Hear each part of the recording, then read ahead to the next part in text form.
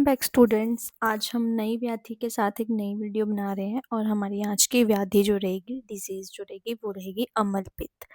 इसके नाम से आपको पता लग रहा है कि बॉडी में कुछ ना कुछ अम्लता है या कुछ ना कुछ पित्त का इन्वॉल्वमेंट हो रहा है। ठीक है, अम्ल पित्त के तो मैं कह रही हूँ आपको हर जगह ही पेशेंट्स मिलते हैं। अगर मैं बताऊँ ना आपको, मॉडर्न में हमें किसके साथ इसको कंपेयर करते हैं तो हम इसको एसिडिटी, हाइपर एसिडिटी या जो गर्ड सिंड्रोम होता है, गैस्ट्रो इसोफेजियल रिफ्लक्स सिंड्रोम या रिफ्लक्स डिजीज़ है ना, उसके साथ हम इसे क्या करते हैं, कंपेयर करते हैं।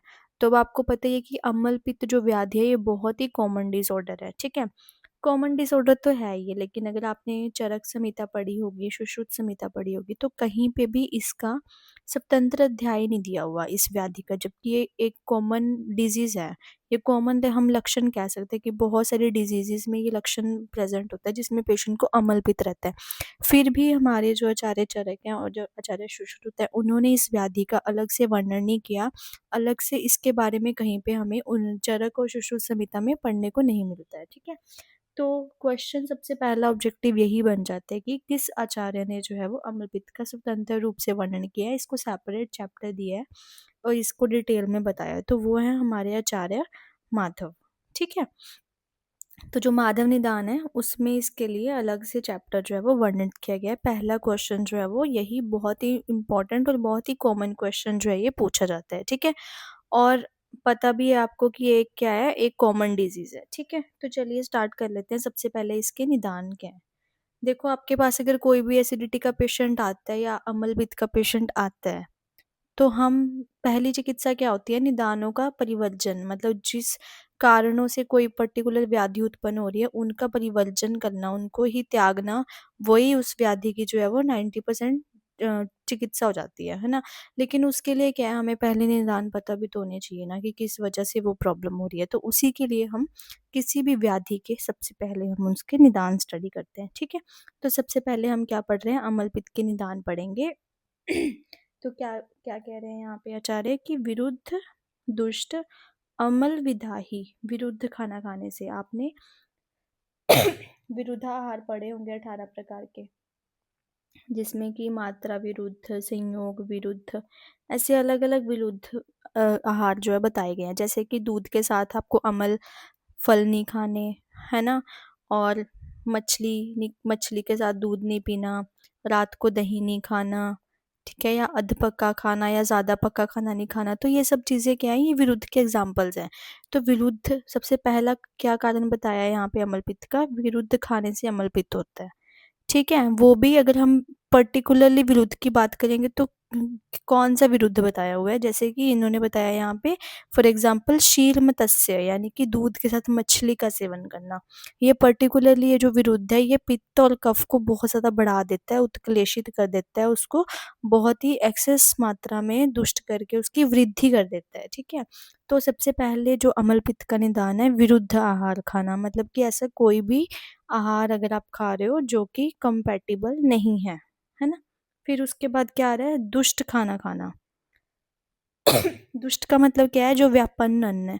व्यापन्न मतलब जो अन्न खराब हो चुका है, जैसे बासा खाना खाते हैं कुछ लोग, है ना। बहुत जो आजकल फास्ट फूड है वो कितने दिनों से बना हुआ पहले से ही पड़ा होता है, वो रेडी करके रखते हैं। जब भी कोई कस्टमर आता है उसको बस गर्म करके वो आप लोगों को पकड़ा देते हैं। तो वो एक तरह का व्यापन्न अन्न है, वो एक तरह का खराब अन्न है, वो दूषित अन्न है। ठीक है, फिर आता है अम्ल विदाही अन्न, मतलब खट्टा ज़्यादा खाने से, अम्ल रस ज़्यादा खाने से, विदाही जो शरीर में दाह उत्पन्न करता है, विदाह उत्पन्न करता है ना, वो खाना खाने से। विदाही का एक अर्थ यहाँ पे विदग्ध भी बोला हुआ है, यानी कि जिसको आपने अग्नि पर बहुत ज़्यादा पका लिया, बहुत ज़्यादा टाइम के लिए उसका भर्जन कर लिया, बहुत ज़्यादा उसको जो है वो कुक कर लिया। ऐसा अन्न भी अगर आप खाओगे तो अग्नि के गुण उसमें आ जाएंगे और वो बॉडी के अंदर जाके, क्योंकि अग्नि का संयोग ज़्यादा टाइम के लिए आपने किया है उस अन्न के साथ, है ना। तो वो अन्न क्या करेगा, विदग्धता उत्पन्न करेगा, बॉडी में विदाह उत्पन्न करेगा। फिर उसके बाद पित्त प्रकोपक खाना खाने के लिए, पित्त प्रकोपक खाना खाने से, यानी कि पित्त प्रकोप जो है वो अम्ल, लवण और कटु रस करते हैं। तो इन रसों से युक्त खाना खाने से, या फिर उष्ण वीर्य खाना खाने से, या जो भी गुण पित्त का प्रकोप करने वाले हैं, तीक्ष्ण हो गया, है ना, उन गुणों से युक्त अगर आप भोजन करोगे या पान अगर आप लोगे तो वो सब क्या करते हैं, बॉडी में विदग्धता उत्पन्न करते हैं। तो इन रीजंस की वजह से क्या होता है, जो स्व हेतु से उपचित मतलब पहले से ही बॉडी में पित्त जो है वो उपचित हो रखा था। अब क्या होता है कि जो ये अम्ल पित्त व्याधि है ये मेनली वर्षा ऋतु में ज़्यादा हो जाती है। हमें पता है कि जब अगर आपने ऋतुचर्या पढ़ी होएगी, तो वहाँ पे वो बताते हैं कि वर्षा ऋतु में हमारी जो भी औषधियाँ होती हैं, जो भी हमारा जल होता है, जो भी हमारा आहार होता है ना, उसका नेचुरली मतलब वो स्वभाव से ही उस सब का जो विपाक है वो अम्ल हो जाता है, ठीक है? अब ऐसा तो है नहीं कि हम वर्षा ऋतु में बिल्कुल ही उपवास ही रखते हैं, कुछ खाते ही नहीं हैं। तो आप वर्षा ऋतु में जिस भी चीज़ का सेवन कर रहे हो ना, उसका जो मैक्सिमम चीज़ों का जो विपाक होगा, वो क्या होगा? अम्ल होगा। और इसीलिए वर्षा ऋतु में क्या होता है, पित्त दोष का संचय होता है, ठीक है। अब क्या हो रहा है, पित्त दोष का संचय तो पहले ही हो गया, नेचुरल कॉज की वजह से, वर्षा ऋतु की वजह से पित्त का संचय हो गया। ऊपर से आप क्या खा रहे हो, ऐसा अन्न खा रहे हो, विदाही दुष्ट अमल विदाही अन्न खा रहे हो, है ना। और ये भी देखा जाता है कि वर्षा ऋतु में क्या होता है, बाहर बारिश होती है तो हम क्या करते हैं, पकौड़े बना रहे हैं, कभी कुछ तला हुआ खा रहे हैं, कभी कुछ विरुद्ध भी चलता है, क्योंकि उस टाइम टेस्ट बहुत ज़्यादा लोगों के लिए मैटर करता है। तो जो भी उनको उनको जीभ के लिए अच्छा लगता है ना, वो लोग वो खाते हैं। तो यही आचार्य बोल रहे हैं कि पहले से ही उपचित हो रखा है पित्त, और ऊपर से कैसा खाना खा रहे हो आप, इस तरह का खाना खा रहे हो, तो क्या हो जाएगा, अपने हेतुओं से जो पहले से ही पित्त बढ़ा हुआ है उसके उसमें अम्लता आ जाएगी, और क्या हो जाएगा, अम्ल पित्त रोग हो जाएगा, ठीक है। सॉरी। इसको आप इस तरीके से समझ सकते हो, जैसे कि अगर आप चूल्हे पे कोई चीज़ रख के पका रहे हो, ठीक है, फॉर एग्जांपल आप कोई लिक्विड चीज़ पका रहे हो, अगर आपने ज़्यादा उसको अग्नि दे दी, वो एक टाइम पे क्या हो जाएगा, खाना जो है वो जल जाएगा, या जो भी आप पानक बना रहे थे वो जल जाएगा। अब अगर आप उसको खाओगे, वो कैसा हो जाएगा, उसको खाने से आपकी बॉडी में भी जलन, एक तरह की बर्निंग आपको फील होगी, है ना। ऐसे ही हमारे बॉडी में जो नेचुरल पित्त पड़ा हुआ है, जिसका क्या काम है, उसका काम है हमारे खाने को उचित रूप से पाक करना, है ना। तो उसको जब आप बढ़ाते रहोगे, मतलब अग्नि का गुण जब बॉडी में बढ़ाते रहोगे, तो वो खाने को क्या कर देगा, एक्सेसिव पचा देगा, मतलब एक्सेसिव बर्न कर देगा उसको, और फिर वो क्या हो जाएगा, बॉडी में वो फिर क्या करेगा, एक तरह से विदाह उत्पन्न करेगा, और इसी व्याधि को हम क्या बोल रहे हैं, बेसिकली अम्लपित्त बोल रहे हैं, ठीक है। फिर इसके लक्षण आ जाते हैं। अब किसी पेशेंट को अगर एसिडिटी है आपके आसपास, या कोई गर्ड सिंड्रोम है ना, उसको जाके आप पूछो कि क्या क्या हो रहा है आपके बॉडी में, क्या क्या आपको और सिम्टम्स आ रहे हैं, और फिर कंपेयर करो कि हमारे आचार्य ने जो लक्षण बताए हैं उसमें से कितने लक्षण उस पेशेंट में हैं, है ना। तो देखिए, इसके हम लक्षण देख लेते हैं क्या क्या होते हैं। अविपाक, खाना जो है वो उचित रूप से पचता नहीं है। क्लम होता है, क्लम का अर्थ क्या होता है कि बिना काम करे ही बॉडी में थकावट, मतलब अनायासज, कुछ काम नहीं करा बॉडी ने फिर भी थकावट लग रही है। उत्कलेश, ऐसे लगता है कि उल्टी आने वाली है, क्योंकि बर्निंग सेंसेशन की वजह से पेशेंट को नोजिया फील होता है, ठीक है। और तिक्त अम्ल उद्गार, तिक्त मतलब कड़वे, और अम्ल उद्गार आता है। एसिडिटी का पेशेंट या अम्ल पित्त का पेशेंट हमेशा यही कहता है कि मुंह जो है वो कड़वा रहता है ना। कुछ पेशेंट कहते हैं खट्टा रहता है, लेकिन ज्यादातर क्या बोलते हैं कि कड़वा है मुँह का टेस्ट, है ना। और साथ में उद्गार कैसे आएँगे, तिक्तमल उद्गार, और उस शरीर में जो है वो गुरुता रहेगी, ठीक है। इसके साथ ही हृदय में, कंठ में दाब, बर्निंग सेंसेशन, अरुचि, कुछ भी खाने की इच्छा नहीं होएगी, ये जो है अम्ल पित्त के लक्षण हैं, ठीक है। फिर आ जाता है अम्ल पित्त जो है, इसको 2 टाइप्स बताए हुए हैं इसके। एक होता है अधोगत अम्ल पित्त, ठीक है, और एक होता है ऊर्ध्व अम्ल पित्त, यानी कि अधोग में जो होता है, जो एक्सेसिव ये बर्न्ड पित्त है ना, जो जला हुआ ये पित्त है, ये नीचे के पार्ट से निकलता है, बॉडी के गुद मार्ग से इसका निर्हरण होता है। क्योंकि बॉडी की नेचुरल एक वो चीज़ है, अगर बॉडी को कुछ भी खराब लग रहा है ना, तो बॉडी क्या करती है, उसको शरीर से बाहर निकालने का प्रयास करती है, ठीक है। तो अगर नीचे से निकाल रही है बॉडी तो अधोगत अम्ल पित्त हो गया, ऊपर से निकाल रहे तो वो ऊर्ध्व अम्ल पित्त हो गया।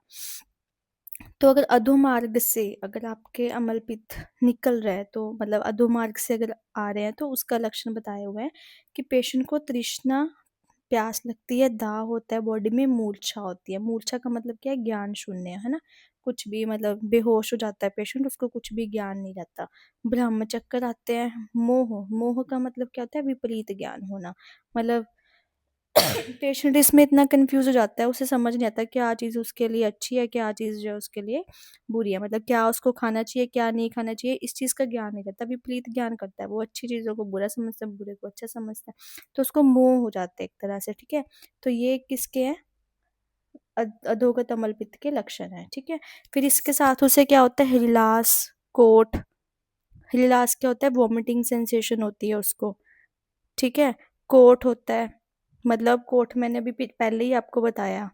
क्या बताया मैंने आपको, कि इसमें पेशेंट को बॉडी के ऊपर क्या हो जाता है, चकत्ते टाइप हो जाते हैं, जिनमें कि कंडू होती है ना।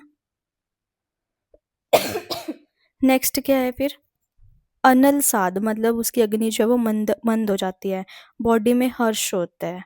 ठीक है, हर्ष मतलब रोम हर्ष, मतलब जो हॉरिपिलेशन हम जिसको कहते हैं ना, जिसमें हमारे जो बॉडी पे बाल होते हैं वो एकदम से खड़े हो जाते हैं जब भी हमें ठंड लगती है ना, तो वैसे ही रोम हर्ष होता है।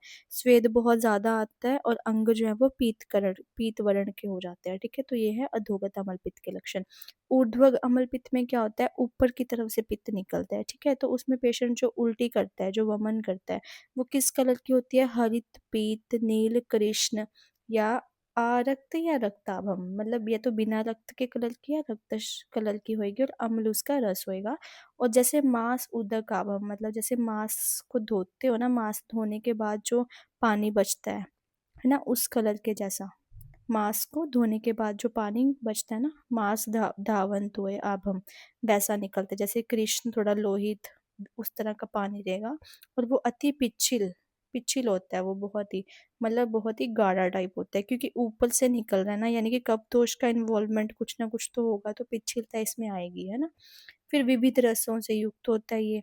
फिर इसमें क्या होता है, पेशेंट कुछ भी खाता है तो उसका विदग्ध हो जाता है, वो खाना जो है वो अंदर जाके फिर से विधा उत्पन्न करता है।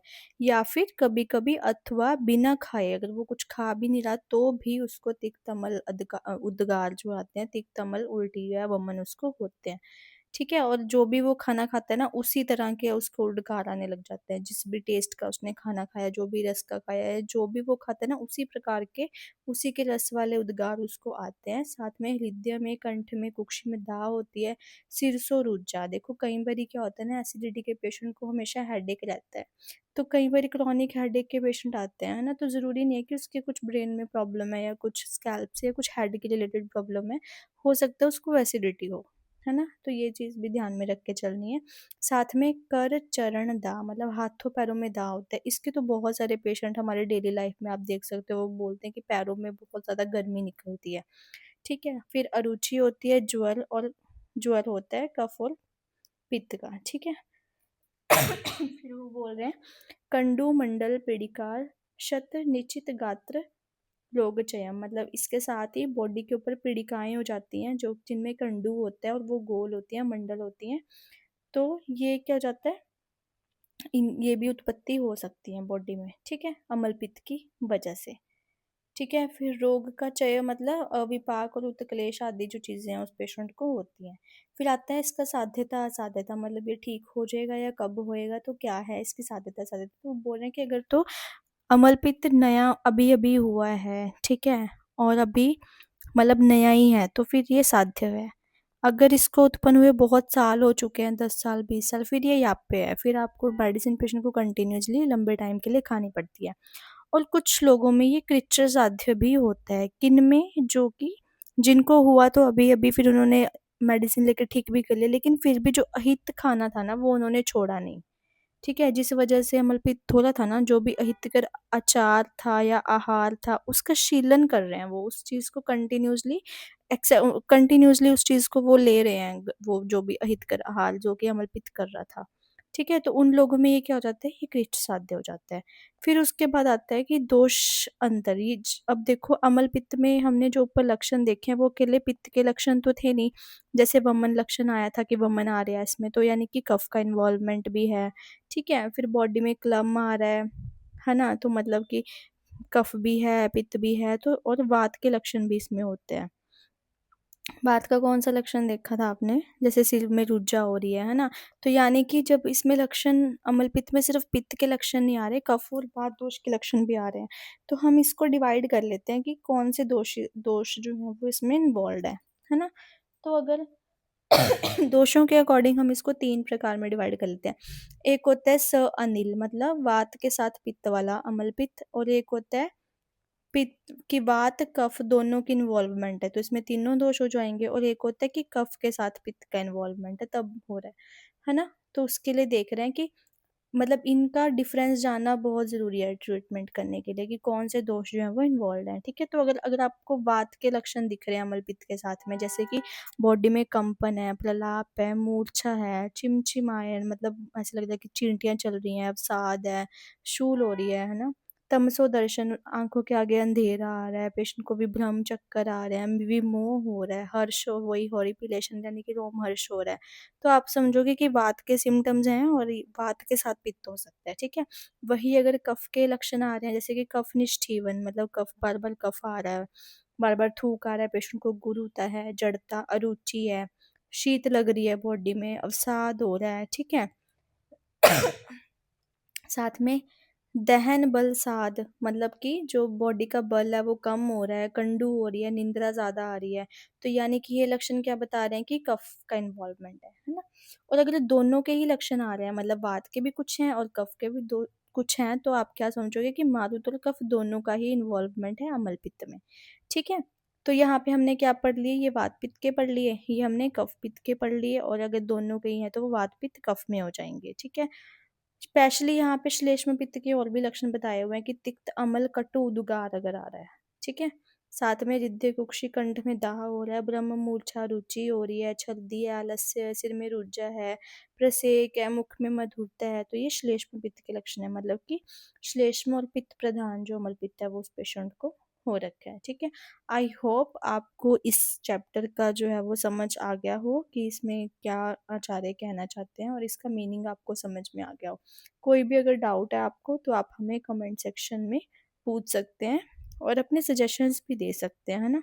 हमारी स्टडी मटेरियल के आपको अगर नोट्स चाहिए, जो भी आपको सजेशन या कुछ पर एडवाइस करना चाहते हैं वो आप कमेंट सेक्शन में लिख सकते हैं। जो आपको टॉपिक पढ़ना है उसके बारे में भी आप कमेंट कर सकते हैं, ठीक है। Thank you students.